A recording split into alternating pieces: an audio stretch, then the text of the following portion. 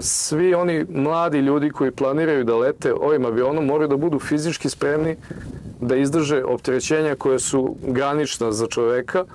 Znači, govorimo o nekim opterećenjima koji u normalnom letenju često prelazi i dostižu i 6G sila opterećenja, što je onako malo neuobičajeno za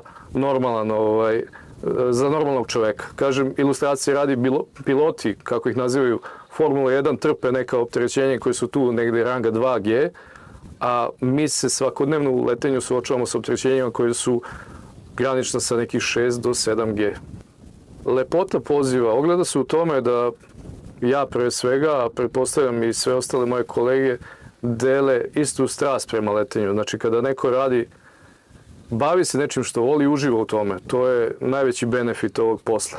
Znači, treća dimenzija, ono što normalnom čoveku nije svakodnevnica, znači gledanje sveta iz perspektive ptice i sloboda manevra u vazduhu je nešto što je neopisivo. Znači, to je nešto što je i dan danas, posle 20 i kusur godina letačke karijere, uvek sa istim žarom i sa istim osjećajem u stomaku, sa istim elanom prilazimo letenju. To je ono što ne može da se opiše rečima, što bih iskreno poželeo svakome da proba, jer to je ono što nam daje motiva za dalje usavršavanje i letenje u razvoj svoje letačke karijere.